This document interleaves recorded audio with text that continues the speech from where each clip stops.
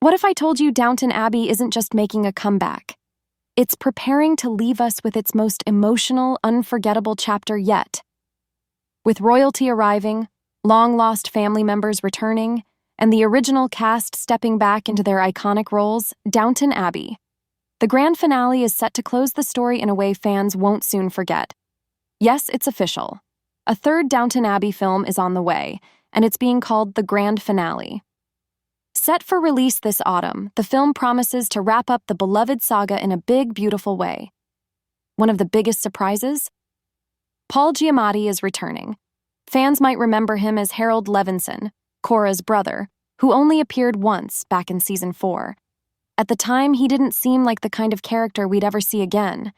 But now, not only is he back, he's going to play a key role in this final chapter. Even Giamatti was shocked by the call.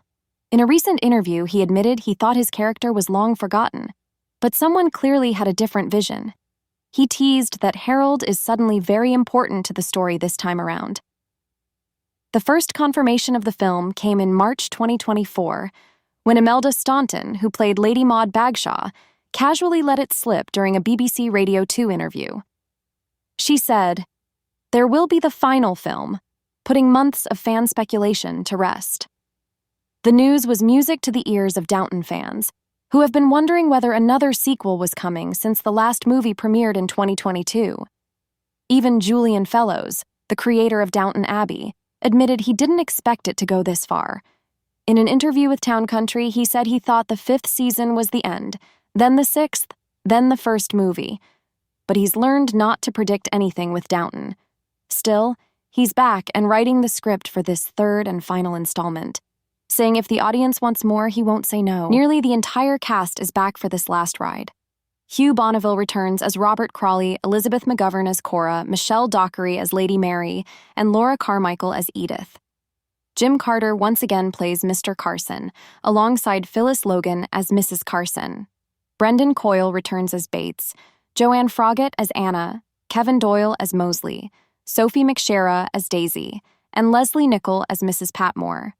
Other familiar faces include Alan Leach as Tom Branson, Tuppence Middleton as Lucy, Harry Haddon Payton as Bertie, Robert James Collier as Thomas, Raquel Cassidy as Baxter, Paul Copley as Mr. Mason, Michael Fox as Andy, Douglas Reith as Lord Merton, and Penelope Wilton as Lady Merton.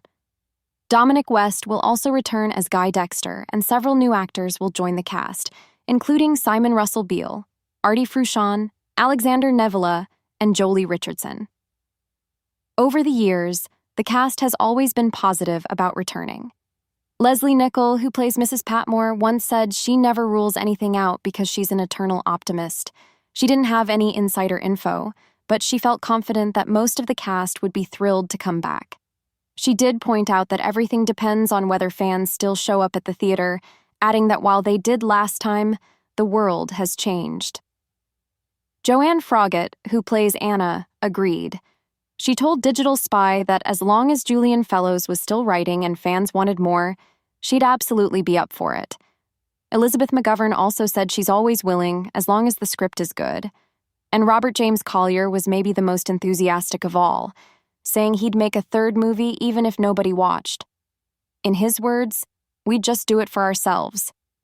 The story will pick up exactly where Downton Abbey, A New Era, left off, back in 1928. In that film, Tom Branson married Lucy Smith, who turned out to be the illegitimate daughter and only heir of Lady Maud Bagshaw.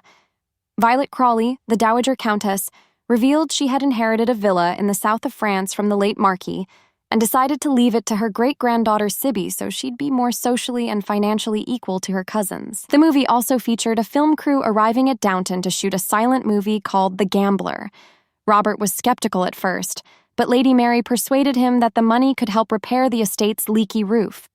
Although the staff were excited to have movie stars around, the film's lead actress, Myrna Dalgleish, quickly rubbed everyone the wrong way. The movie hit a major snag when the studio decided silent films were outdated and canceled production. That's when Lady Mary came up with a plan to save the day: re-film the scenes with sound. Guy Dexter's voice worked fine, but Dalgleish's heavy Cockney accent didn't fit her elegant role. Mrs. Hughes suggested Mary dub her lines instead, which solved the problem. Meanwhile, Barrow had a quietly powerful moment with Guy Dexter. Dexter revealed he was also gay and offered Barrow a job in New York so they could be together. Barrow accepted. Back at Downton, Cora found out her illness wasn't terminal. It was treatable. Edith decided to return to running her magazine. Daisy and Andy played matchmaker, setting up Mr. Mason with Mrs. Patmore. When the film's extras walked out, the Downton staff stepped in to finish the movie. Mosley, who had rewritten the film's dialogue, was offered a screenwriting job, and in a sweet moment, he proposed to Miss Baxter on a live microphone. The film closed with Violet passing away peacefully, surrounded by family. Her portrait now hangs in the halls of Downton. Mary brought Carson back to help train Andy as the new butler, and Tom and Lucy returned with their newborn baby.